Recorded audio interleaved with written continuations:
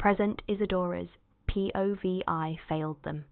333 lives had been sacrificed for a single spark of hope. And in the end, I failed every one of them. A sharp pain twisted through my stomach. When I pressed my trembling hand against the wound, warmth spread across my fingers. Blood. I tried to call upon healing magic, but the spell barely responded. Whatever strength I had left was slipping away far too quickly. How did this happen? Only moments ago I had made it home. Yet now I lay here, barely able to think, my memories scattered like broken glass. Maybe this was the end. At least, I would see them again. My mother, my grandmother, all the people I had lost. A bitter smile touched my lips. Perhaps wherever they were now, it was far more peaceful than this world. For a moment, the thought comforted me. But then another question surfaced. What would I tell them? That I had accomplished nothing? That after everything they sacrificed, I still failed to uncover the truth? No. My fingers dug into the floor beneath me. No, I couldn't accept that. I couldn't leave everything unfinished. There had to be another way. I had to survive. I had to keep fighting. I had to end this. The darkness creeping into the edges of my vision grew heavier with every passing second, but I refused to surrender. Using the last of my strength, I began tracing symbols across the floor. I wasn't even sure what I was drawing anymore. Instinct guided my hand. Hope guided the rest. My vision blurred completely. Still, I continued. The strange pattern slowly took shape beneath me. Maybe it would work. Maybe it wouldn't. But at least I had tried. A strange sense of peace settled over me. My body felt cold. My breathing grew weaker. Deep down, I knew I wasn't going to survive. A faint laugh escaped my lips. Goodbye. The words were barely a whisper. Goodbye to this cruel world. Despite everything, I found myself smiling one last time, and then darkness swallowed everything, in another place. Again I sat alone in my room, though calling it a room felt generous. A prison would have been a more accurate name. The cold walls surrounded me like they always had, silent witnesses to years of loneliness. I was tired, not the kind of tired sleep could fix, the kind that settles deep inside your soul after enduring the same pain for far too long. I had tried, more times than I could count. I had lowered my head, stayed silent, accepted every insult, every accusation, every cruel word thrown my way. I never asked for much, I never demanded more than what I was given, yet somehow it was never enough. The people who were supposed to be my family looked at me as if I were a burden they wished had never existed. At first I kept hoping things would change, that one day they would see me, understand me, care. But years passed, and that hope slowly withered away. The truth was simple. I stood alone. I had no allies, no one willing to defend me, no place to run. Even if I somehow escaped, where would I go? The world beyond these walls was just as unforgiving, and they would find me. I knew they would, not because they cared, but because they enjoyed having control over my life. The thought made me laugh bitterly. What a pathetic existence! I had spent so long fighting to survive. Yet survival alone was no longer enough. Recently, something happened that shattered the last fragile piece of trust I still carried inside me. A wound deeper than any scar. A betrayal I could never forget. And worst of all, no one would believe me, no matter what I said, no matter how much I begged. The truth would die before it ever reached their ears.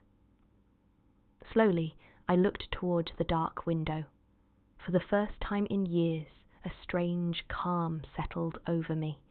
If no one would hear my voice, then at least this final choice would belong to me. They had taken almost everything, but they would not take my dignity. Not this, not my final decision. A cold smile touched my lips. One day, I hoped every person responsible for this suffering would face the consequences of their actions. That was the only wish I had left. I closed my eyes and whispered a final goodbye to the world that had never shown me kindness. Isadora's POV pain. That was the first thing I felt when consciousness returned.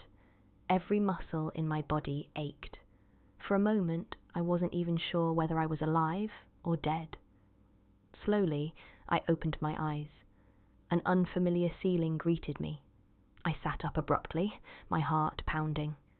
The room was old, but surprisingly clean. Simple furniture stood quietly in the corners, untouched by time. Where was I? Had someone taken me here? My gaze dropped to my body. Dark stains covered the floor around me, evidence of what had happened before I lost consciousness. Yet when I examined my wrists, I froze. The injuries were gone. Only faint scars remained behind. Even stranger, I wasn't wearing my own clothes. A long dress covered my body instead. What? Confusion twisted inside me. None of this made sense. I pushed myself to my feet and searched the room. A second door caught my attention. Beyond it was a small bathroom. Old, clean, silent. I stepped inside and glanced toward the mirror. For a split second, I thought someone else was standing there. Instinctively, I turned around. No one. My pulse quickened. Slowly, I looked back at the reflection. A young woman stared back at me. Beautiful, but exhausted. Dark circles rested beneath her eyes, and faint marks told a story of hardship no one should have endured. Without thinking, I raised my hand. The reflection mirrored the movement. My breath caught. I touched my cheek. The girl in the mirror did the same. No. That couldn't be right. I stepped closer. The reflection followed. My stomach dropped. Is that me? My voice sounded wrong. Different. Softer. Younger. I checked my arms, my hands, my face, everything. This wasn't a dream. It felt real. Far too real. A terrible possibility formed inside my mind. Had my spell worked? Had something happened after I lost consciousness? I forced myself to breathe. Panic wouldn't help. Think, Isadora. Think. Something else felt wrong. The magic inside me. For as long as I could remember, magic had flowed through me like a second heartbeat. Now, it felt different, distant, almost unfamiliar. Carefully, I gathered a small amount of mana and cast the simplest spell I knew.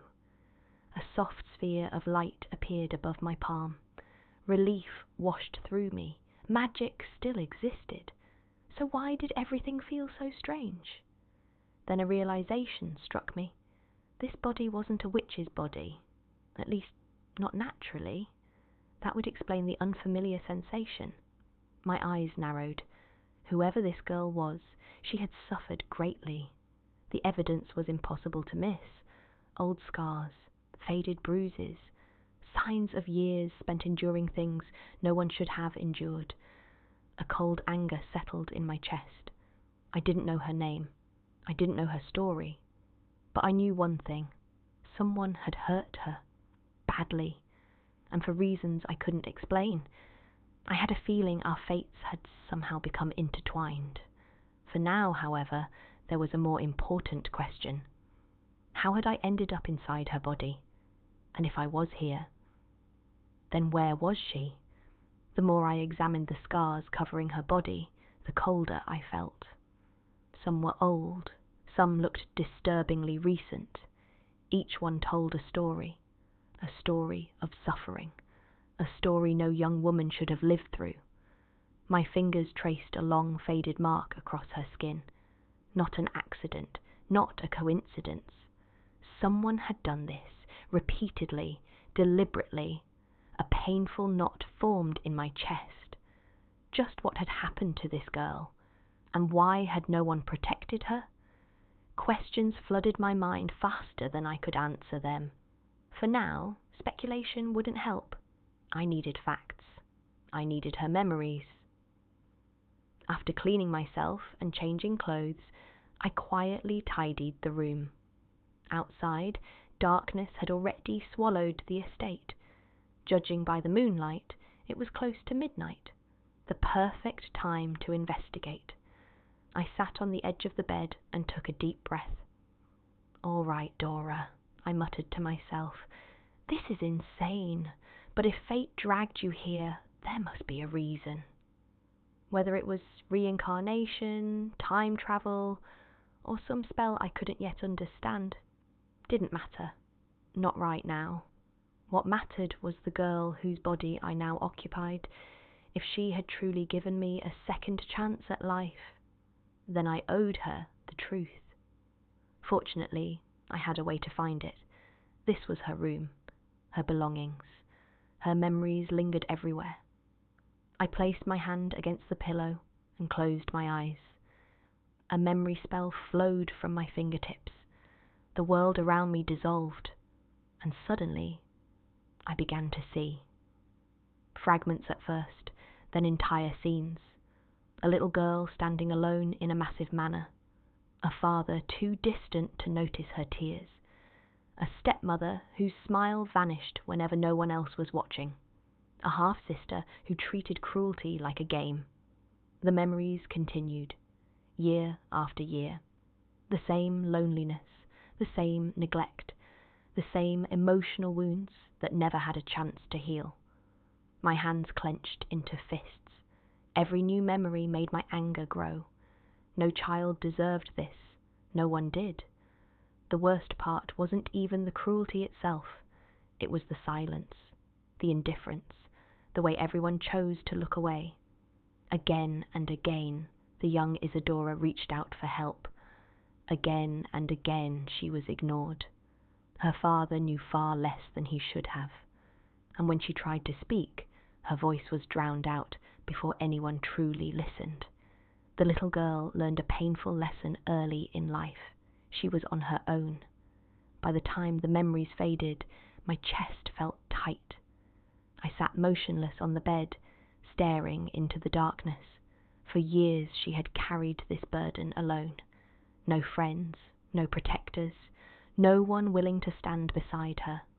The memories kept coming, and with every passing year, things only grew worse. At first, the young Isadora had tried to fight back. She tried to explain, tried to seek help, tried to believe someone would eventually care. But after being ignored time and time again, she simply stopped hoping. The loneliness became part of her life. Her stepmother and half-sister controlled nearly everything around her. They isolated her from the outside world. If there was a gathering, a celebration, or an event they didn't want her attending, she remained locked away from it. Days became months, months became years. She grew quieter, smaller, more afraid of taking up space. The saddest part wasn't the pain. It was how normal it became for her. She learned to hide her tears, learned to smile when she was hurting, learned to suffer in silence because no one ever listened when she spoke. She had no true friends, no allies. Even people around her treated her as if she deserved the misery forced upon her. The memories darkened. And then I saw him. Gilbert, the man everyone trusted, the man everyone praised. A chill ran through my body. The memories surrounding him felt wrong, dangerous, predatory. Every encounter left Isadora more frightened than before.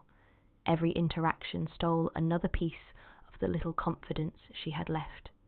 And no matter what happened, she felt trapped, because she knew exactly how the story would end if she tried to speak. No one would believe her. No one ever had. The final memories were the hardest to endure. Fear, despair, hopelessness. A young woman standing completely alone against a world that had abandoned her. By the end, she no longer saw a future for herself. No dreams, no happiness, no escape, only darkness. I clenched my fists so tightly my nails dug into my palms. Throughout all those years, I had never seen her genuinely smile. Not once. The realization hit me harder than any spell ever could. What kind of life was that? What kind of people could destroy someone so completely? Silence filled the room as the memories finally faded, and then another thought crossed my mind. Her final moments, and mine. One girl desperately wanted her suffering to end. The other desperately wanted one more chance to live. 2 wishes, 2 souls standing at the edge of death. Had those wishes somehow collided? Was that why I was here? Had fate answered both of us at once? I didn't know. Maybe I never would. But one thing had become painfully clear. I could no longer walk away from this. Not after seeing her life through her own eyes. Not after witnessing everything she endured. Slowly, I rose from the bed. A cold determination settled deep within my chest. I don't know why I was brought here, I whispered into the darkness, but I promise you this. My voice grew steady. Everyone who destroyed your life will answer for it. The room remained silent, yet somehow I felt as if someone had heard me. For the first time since arriving in this world, I wasn't confused. I wasn't afraid. I had a purpose. And soon. The people who had spent years tormenting Isadora Stanley would learn exactly what kind of mistake they had made.